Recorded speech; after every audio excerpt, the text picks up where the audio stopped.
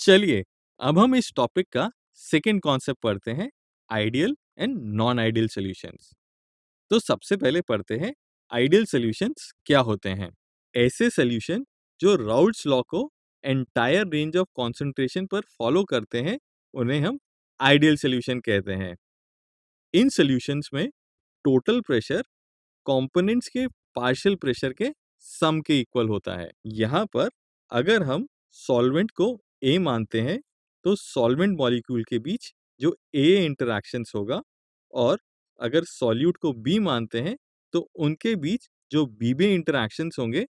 Solution बनने के बाद जो ए बी इंटरैक्शंस होंगे, अगर वो ए और बी बी इंटरैक्शन के इक्वल हो, तो ऐसे सॉल्यूशंस को आइडियल सॉल्यूशंस कहते हैं। इस प्रकार के सॉल्यूशन में डेल्टा एच ऑफ मिक्सिंग, अर्थात change in enthalpy on mixing, zero होगी।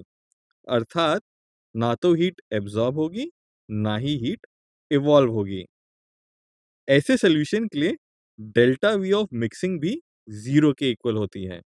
मतलब मिक्स करने पर वॉल्यूम में कोई चेंज नहीं होगा। नया वॉल्यूम सॉल्यूट एंड सॉल्वेंट के इंडिविजुअल वॉल्यूम्स के सम के इक्वल होगा। इस प्रकार के सॉल्यूशंस के एग्जांपल हैं solution of n hexane and n heptane, solution of benzene and toluene, solution of bromoethane and chloroethane. चलिए, अब हम नॉन आइडियल सॉल्यूशंस के बारे में पढ़ते हैं। ऐसे सॉल्यूशंस जो कि एंटायर रेंज ऑफ कंसंट्रेशन पर राउल्ट्स लॉ को फॉलो नहीं करते हैं, उन्हें हम नॉन आइडियल सॉल्यूशन कहते हैं। इस प्रकार के सॉल्यूशन के लिए टोटल प्रेशर इंडिविजुअल कंपोनेंट्स के पार्शियल प्रेशर के सम के इक्वल नहीं होता है। या तो वह इंडिविजुअल सम से ज्यादा होता है, या फिर वो इंडिविजुअल सम से कम होता है। यहाँ पर अगर हम ए सॉल्वेंट मॉलिक्यूल्स के बीच का इंटरेक्शन माने एंड बी बी सॉल्यूट के मॉलिक्यूल्स के बीच का इंटरेक्शन माने, तो मिक्सिंग करने के बाद जो ए बी इंटरेक्शंस होंगे सॉल्यूट और सॉल्वेंट मॉलिक्यूल्स के बीच में, तो वह ए और बी बी के इक्वल नहीं होते हैं। इस प्रकार के सॉल्यूशन के लिए चेंज इन एंथैल्पी जीरो नहीं होगा, या तो वो पॉजिटिव होगी या वो नेगेटिव होगी। इस प्रकार के सॉल्यूशन के लिए चेंज इन वॉल्यूम और डेल्टा वी ऑफ मिक्सिंग भी जीरो के इक्वल नहीं होता है। दैट मीन्स मिक्स करने के बाद सॉल्यूशन का वॉल्यूम या तो बढ़ सकता है या फिर घट सकता है। सॉल्यूट सॉल्वेंट मॉलिक्यूल्स के इंटरेक्शन के बेसिस पर नॉन आइडियल सॉल्यूशंस को दो प्रकार में बांटा गया है, solutions showing positive deviation and solutions showing negative deviation. अगर A B interaction is less than A and B B interaction, तो उस प्रकार के सॉल्यूशंस को हम पॉजिटिव डिविएशन शो करने वाले सॉल्यूशंस कहते हैं। अगर A B interaction is greater than A and B B interaction, तो इस तरह के सॉल्यूशन को हम कहते हैं जो कि नेगेटिव डिविएशन शो कर रहे हो। पॉजिटिव डिविएशन वाले सॉल्यूशंस में जो पी टोटल होता है, it is greater than the individual sum of the components. Negative deviation वाले सॉल्यूशन में जो पी टोटल होता है, वो individual sum of the components के सम से कम होता है। पॉजिटिव डिविएशन के सॉल्यूशंस में delta H of mixing greater than zero होता है, एंड नेगेटिव डिविएशन वाले केस में delta H of mixing less than zero होता है। पॉजिटिव डिविएशन में मिक्सिंग करने के बाद जो चेंज इन वॉल्यूम होता है, that is greater than zero. It means solution का वॉल्यूम बढ़ जाता है। नेगेटिव डिविएशन केस में डेल्टा वी नेगेटिव होता है, दैट मींस सॉल्यूशन का जो वॉल्यूम होता है वो कम हो जाता है। Delta S of mixing is greater than zero in case of positive deviation solution, and delta S of mixing is also greater than zero in solution showing negative deviation. अब आप सोच रहे होंगे कि दोनों केसेस में delta S of mixing greater than zero क्यों है। यहाँ पर आप क्विकली आपस में विचार विमर्श करें और इस बारे में सोचें, फिर मैं आपको इसका आंसर बताऊंगा। चलिए इसका आंसर जानते हैं। जब भी हम दो लिक्विड्स को मिक्स करते हैं, तो जो सॉल्यूशन की रैंडमनेस होती है वो पहले से बढ़ जाती है। इसके कारण जो एंट्रोपी होती है सिस्टम की, वो बढ़ जाती है। That is why delta S of mixing is greater than 0। Next है डेल्टा जी ऑफ मिक्सिंग। दोनों केस में delta G of mixing is less than 0। अब आप सोच रहे होंगे इसका क्या कारण है?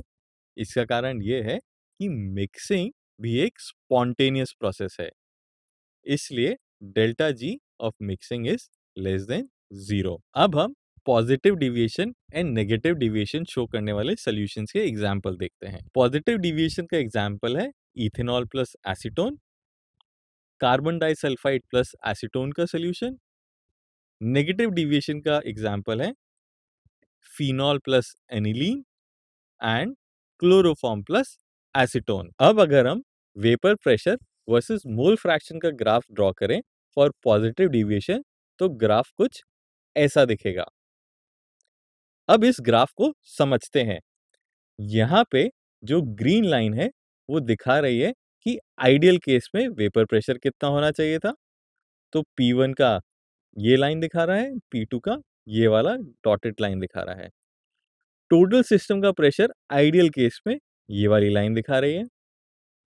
अब हम देख रहे हैं यहाँ पे कुछ रेड कर्व्स हैं, P1 के लिए भी, P2 के लिए भी एंड पूरे सिस्टम के टोटल के लिए भी। ये दिखा रहा है कि जो प्रेशर है वो एक्चुअल प्रेशर से ज्यादा है। ये इसलिए है कि इंटरेक्शन जो है वो डिफरेंट है, उसके कारण इंडिविजुअल कंपोनेंट्स जो हैं उनके मोल फ्रैक्शन चेंज हो गए हैं, जिसके कारण individual vapour pressure actual vapour pressure से थोड़े से ज्यादा है। क्योंकि individual vapour pressure actual vapour pressure से ज्यादा है, इस कारण से जो P total of the system है वो भी एक्चुअल वेपर प्रेशर से ज्यादा है। अब हम नेगेटिव डिविएशन के केस में ग्राफ देखते हैं। तो इंडिविजुअल ग्राफ्स कुछ ऐसे दिखेंगे एंड पूरे सिस्टम का ग्राफ कुछ इस प्रकार से दिखेगा। यहाँ पे आप देख सकते हैं जो P total of the system है it is less than the actual P total which is represented by the green line. Similarly जो इंडिविजुअल प्रेशर्स हैं वो भी एक्चुअल प्रेशर से लेस हैं। Because individual pressure actual pressure से less है, इसलिए जो सिस्टम का टोटल प्रेशर होगा जो एक्चुअल प्रेशर होता उससे कम है। अब आपके लिए एक सवाल है। आपने देखा पॉजिटिव डिविएशन के केस में टोटल प्रेशर एक्चुअल प्रेशर से ज्यादा होता है एंड नेगेटिव डिविएशन के केस में टोटल प्रेशर एक्चुअल प्रेशर से कम होता है। तो आप सोच सकते हैं मॉलिक्यूलर और इंटरेक्शन लेवल पे इसका क्या रीजन होगा। चलिए हम इसको समझते हैं। इसका आंसर है कि पॉजिटिव डिविएशन के केस में हमने पढ़ा था जो ए बी इंटरेक्शंस हैं it is less than A and B B interaction. That means molecules के बीच में जो इंटरेक्शन है, जो फोर्स ऑफ अट्रैक्शन है वो कम हो गया है। अब बिकॉज फोर्स ऑफ अट्रैक्शन कम हो गया है इसलिए molecules are free to move, they get easily vaporised. Negative deviation के केस में हमने पढ़ा था कि जो ए बी इंटरेक्शंस हैं it is greater than A and B B interaction. That means अब मॉलिक्यूल्स आपस में ज्यादा अट्रैक्टेड हैं। ज्यादा अट्रैक्टेड होने के कारण उनका वेपराइजेशन कम होगा, इसलिए जो पी टोटल होगा वो इंडिविजुअल वेपर प्रेशर के सम से कम होगा।